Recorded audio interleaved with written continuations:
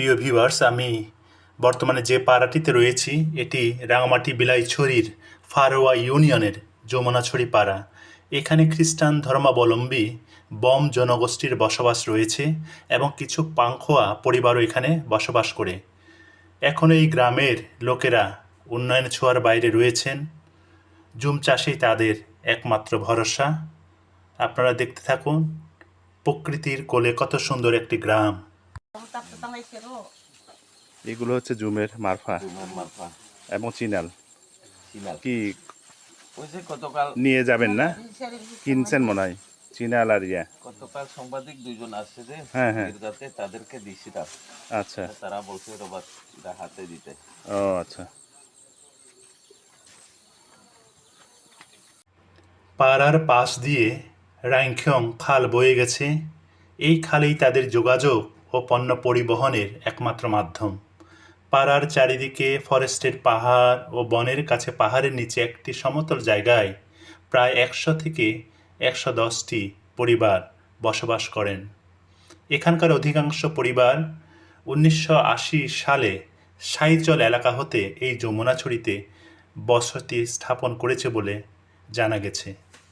এছাড়াও 4টি চার্চ রয়েছে, একটি জিপিএস এবং একটি বেসরকারি প্রাথমিক বিদ্যালয় ও স্বাস্থ্যসেবা কেন্দ্র একটি। এখানকার স্থানীয় পাড়াবাসীরা জুমের ধানের সাথে আদা, হলুদ, কলা, মারফা ও অন্যান্য সবজি ছাড়াও বাগানের বিভিন্ন ফলমূল বিক্রি করে তাদের জীবিকা নির্বাহ করে থাকেন। অপরূপ প্রকৃতির মাঝে গড়ে ওঠা অনিন্দনীয় একটি গ্রাম। এখন সকালবেলা কাজের সময়। এই যে এক দাদা কাজে যাচ্ছেন, জুমে যাচ্ছেন না?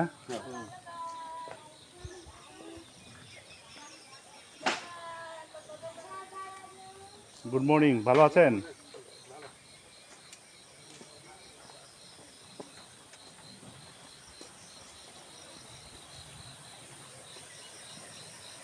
পাহাড়ের ধাঁচে ধাঁচে তাদের ঘর বাড়িগুলো।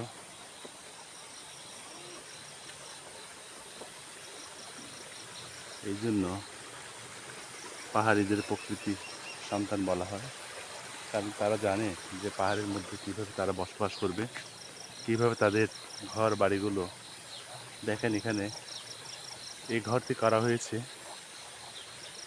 কোনোভাবে মাটি না কেটে, খুঁটি দিয়ে, এবং সেই প্রকৃতিকে রক্ষা করে তারা এই ঘরটি করেছে।